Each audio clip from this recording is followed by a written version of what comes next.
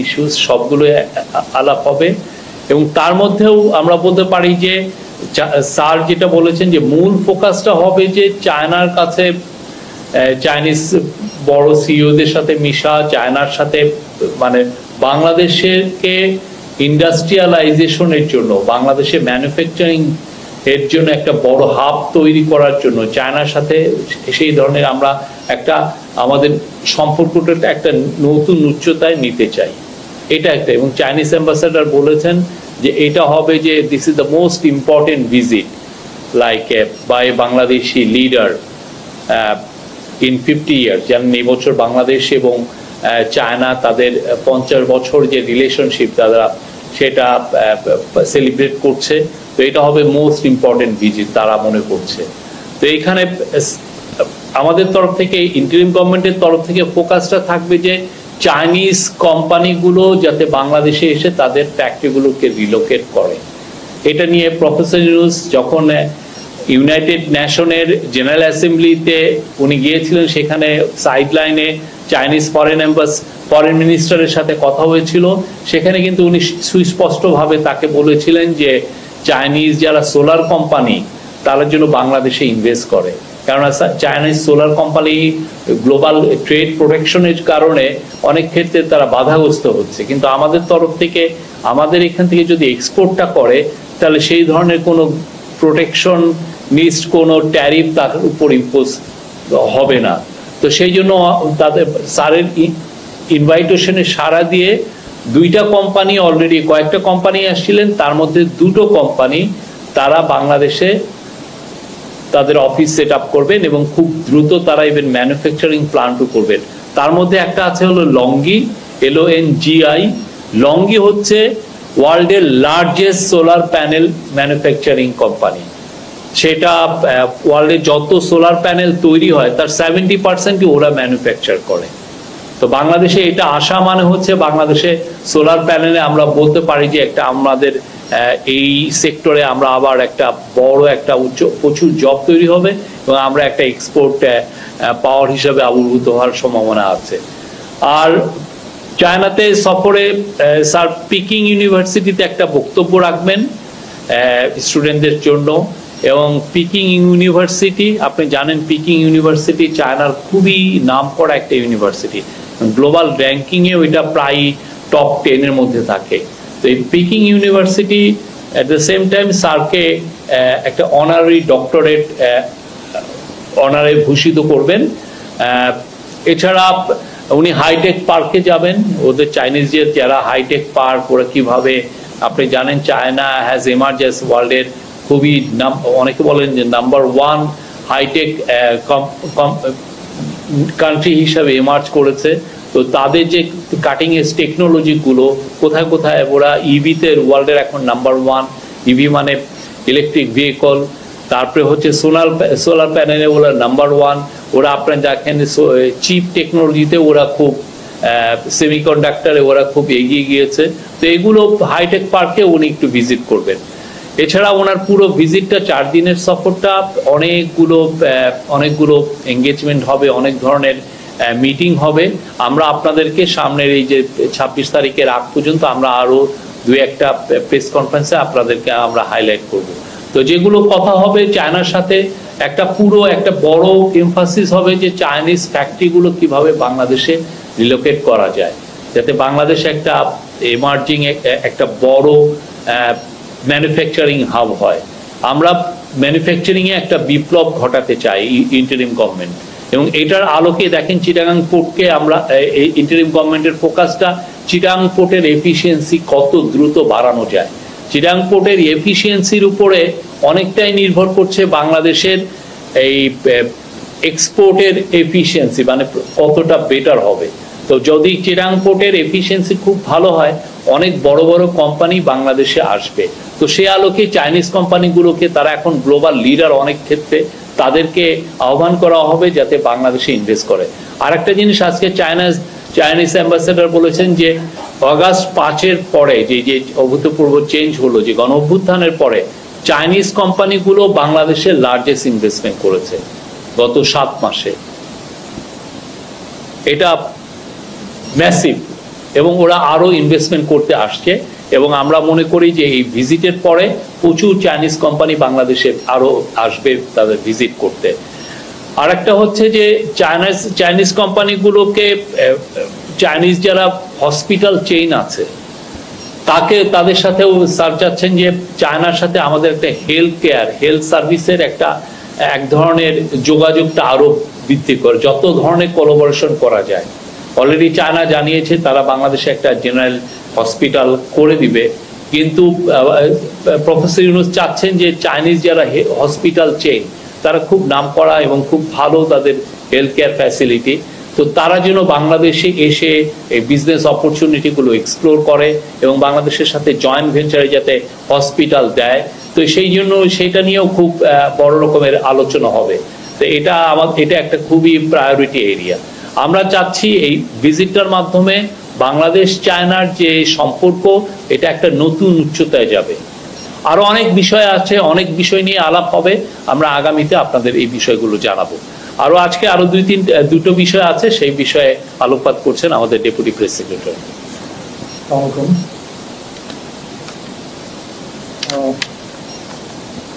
আমাদের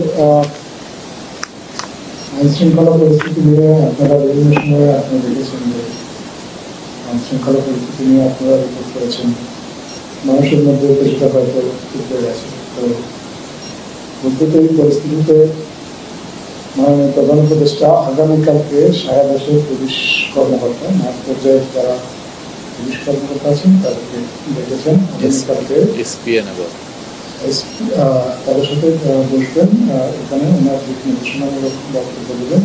এখানে এসপি পদমর্যাদা এবং তার উপরের যারা আছেন এসপি, বিভিন্ন মেট্রোপলিটন পুলিশের কমিশনার, মেট্রোপলিটন পুলিশ ডিভিশনগুলো, পুলিশের ক্রাইম ডিভিশনের হেড, প্লাস পুলিশের যারা নীতিনির্ধারণী কর্মকর্তা আছেন, আইজিপি, এডিশনাল আইজিপি, এই ধরনের 127 জন কর্মকর্তা আগামীকাল এই বিশেষ মিটিংয়ে, বিশেষ সভায় প্রধান উপদেষ্টার কার্যালয়ে প্রধান উপদেষ্টার সাথে বৈঠক করবেন, যেখানে প্রধান উপদেষ্টা আইন শৃঙ্খলা বিষয়ে সরকারের যে দিক নির্দেশনা সেগুলো পুলিশের ক্ষেত্রে জানাবেন এবং মাঠ পর্যায়ে তাদের প্রদর্শন।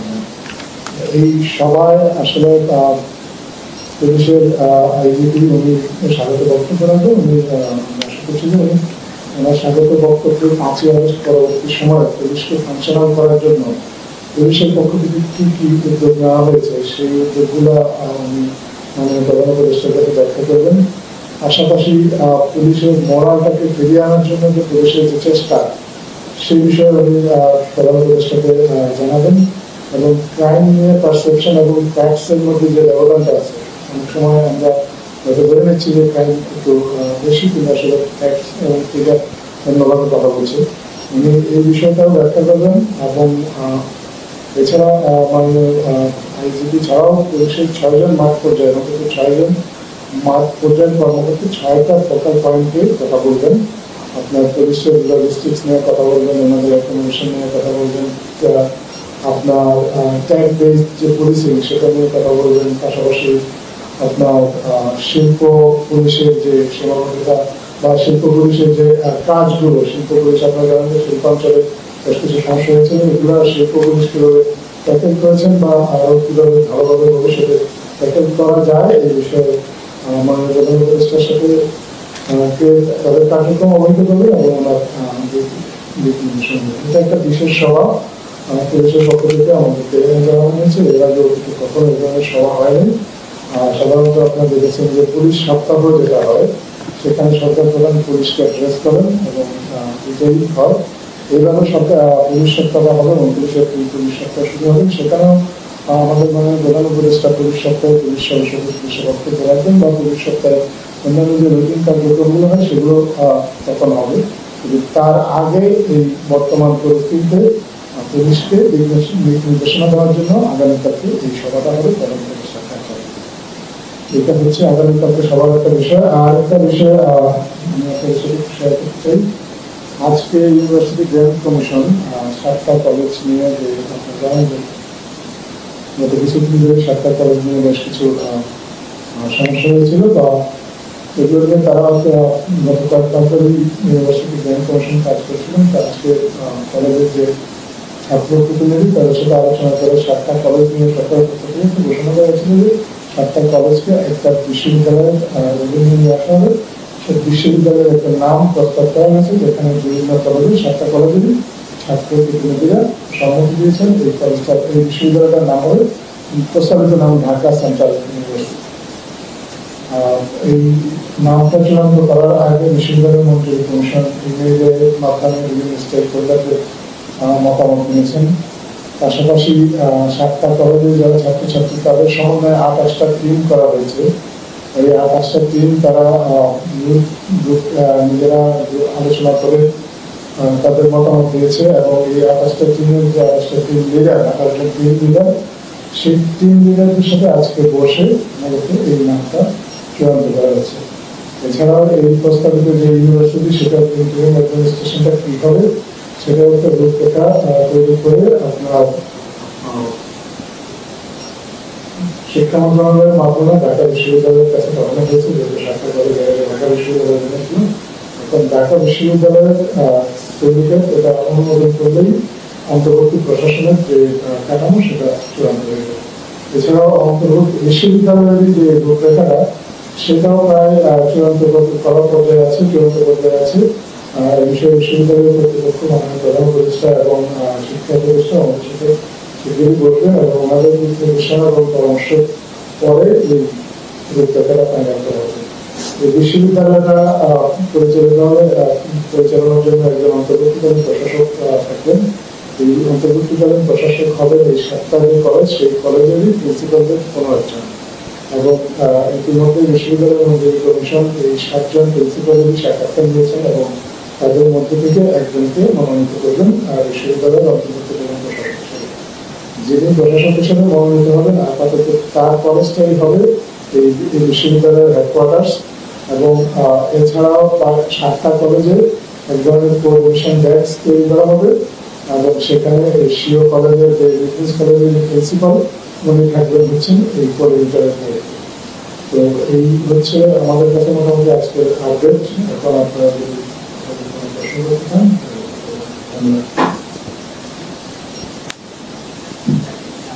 প্রাইভেট নিরাপত্তা বাহিনীর সহায়তা নেওয়ার বিষয়টা, এটা আইনি কাঠামোর মধ্যেই আছে। এই বিষয়ে আইন অনুযায়ী যে ব্যবস্থাটা নিতে পারে সরকার সেটুকুই নিলে আইনের গুরুত্ব করে কোনো ধরনের সিদ্ধান্ত হবে না। এটাই হচ্ছে আপাতত সিদ্ধান্ত। আইনের বিষয়গুলো পর্যালোচনা করা হচ্ছে, আইনের বিষয়গুলো পর্যালোচনা করে এই বিষয়ে সহায়তা নেওয়া হবে।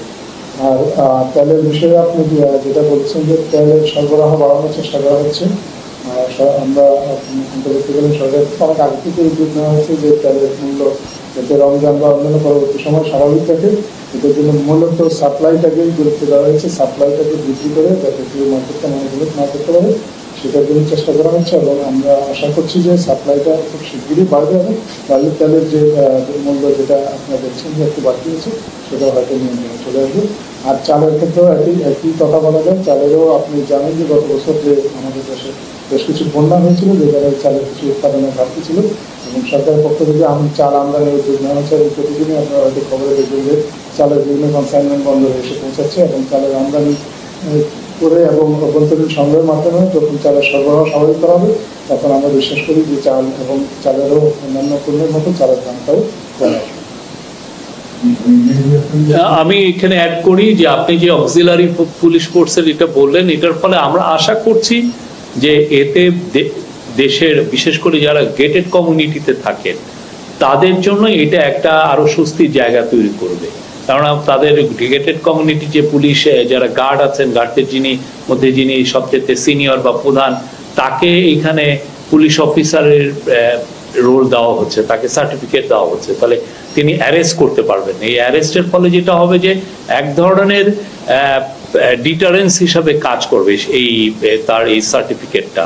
তো এর ফলে আমরা আশা করছি যে সমস্ত জায়গায় গেটেড কমিউনিটি আছে সেখানে আইন শৃঙ্খলা পরিস্থিতি আরো বেটার হবে। আমরা এটা কন্টিনিউয়াসলি মনিটরিং এ থাকবো কিভাবে হচ্ছে, এবং আপনাদের একটা জানা উচিত এটা কিন্তু ওয়ার্ল্ডের বড় বড় অনেক শহরে এটা আছে।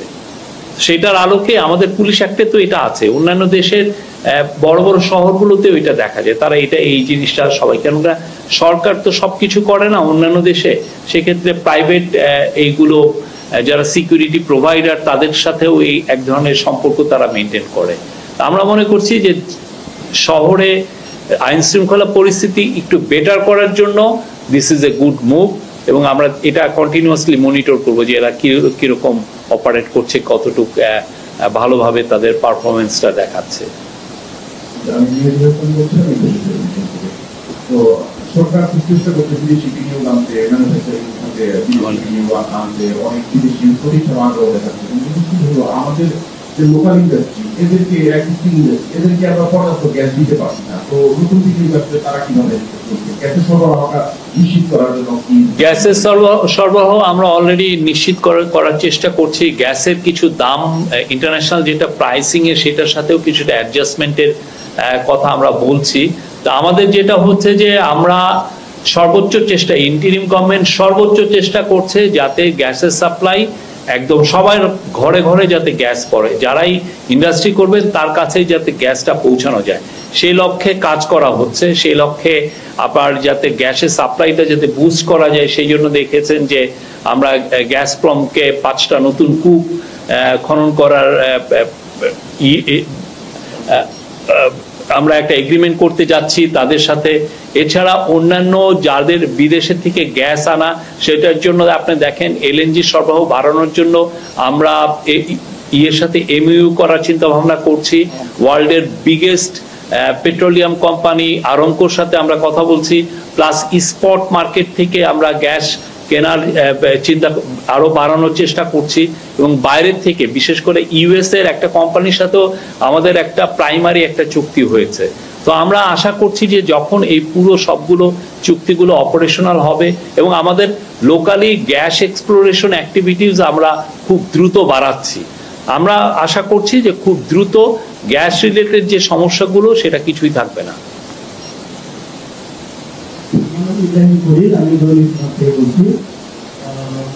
আমার প্রশ্ন জাতিসংঘের সকলেই গতকাল যে ব্যস্ত সময় কাজ করেছেন পাশাপাশি রাজনৈতিক দলগুলো থেকে করেছেন, রাজনীতি করেছেন, সংস্কার কমিশনের করেছেন।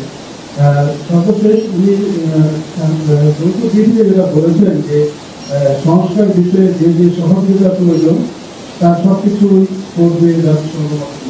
আমরা রাজনৈতিক দলের বক্তব্য শুনেছি, এখন জাতিসংঘ মহাসচিবের যে বক্তব্যটা করেছেন সেটা হলো যে যে সহযোগিতা প্রয়োজন, এখানে এই সংস্কার প্রক্রিয়াটা তাহলে কি আন্তর্জাতিক হস্তক্ষেপের দিকে যাচ্ছে? এই সংস্কার প্রক্রিয়াটা পুরোপুরি হোমগ্রোন। এটা ইন্টারিম গভর্নমেন্ট আপনারা দেখেছেন আমরা যথেষ্ট এখানে ট্রান্সপারেন্সি রাখছি। আমরা এখানে 6টা মেজর কমিশন করা হয়েছে, 6টা কমিশন তাদের রিপোর্টগুলো দেওয়া হয়েছে এবং সেই রিপোর্টগুলোর আলোকে একটা 6টা কমিশনের যারা প্রধান তাদেরকে নিয়ে একটা কনসেনসাস কমিশন করা হয়েছে এবং কনসেনসাস কমিশনের একটা মিটিংও হয়েছে এবং সামনে আরো কয়েকটা মিটিং দেখবেন। এবং এই কনসেনসাস কমিশন এই যে রিপোর্টগুলো আছে সেই রিপোর্টগুলো নিয়ে পলিটিক্যাল পার্টির সাথে কনসালটেশন, খুব ইন্টেন্সিভ কনসালটেশন করবে। এই পুরো প্রসেসটাই তো আপনারা দেখছেন এটা একটা হোম গ্রোন। তবে বিদেশি যারা আমাদের যারা ভালো পার্টনার আছেন, আমাদের ওয়েল উইশার আছেন, তারা আমাদেরকে তাদের সাপোর্টের কথা জানিয়েছেন যে তারা এটাকে ব্যাক করেন, তারা এটাকে সাপোর্ট করেন। সেই জিনিসটা দায়িত্ব কণ্ঠে ওনারা বলছেন। আবার কিছু কিছু ক্ষেত্রে টেকনিক্যাল সাপোর্ট লাগতে পারে সেগুলোর কথাও বলছেন, কিন্তু এটা আমরা টেকনিক্যাল সাপোর্ট নিব কিনা সে বিষয়ে কিন্তু আমরা এখনো বলিনি। বাট এটা পুরোপুরি হোমগ্রোন একটা এই রিফর্ম এবং এইটা পুরোপুরি আমাদের মানুষের, আমাদের পলিটিক্যাল পার্টির সাথে কথা বলে আমাদের এক্সপার্ট দিয়ে এই রিপোর্টগুলো করানো হয়েছে। আমাদের এক্সপার্টের রিপোর্টগুলো নিয়েই এখন পলিটিক্যাল পার্টিগুলো কথা বলছে। পুরোপুরি এখানের মধ্যে কোনো, এবং এটা যথেষ্ট ওপেননেস এবং যথেষ্ট ট্রান্সপারেন্সি ছিল, এটা আপনারা দেখেছেন। তো আমরা আশা করছি সামনে এই পুরো প্রসেসটা পুরোপুরি হোমগ্রোন থাকবে। প্রথমটার উত্তর দেই, আপনি যেটা সিপিডি বলেছে আমরা এটার সাথে একমত না। আমরা মনে করি বাংলাদেশের ইকোনমি যথেষ্ট সক্ষম এই এলডিসি গ্র্যাজুয়েশনের জন্য এবং এটা আমাদের জন্য ফিউচারে আমাদের জন্য আরো বেটার হবে।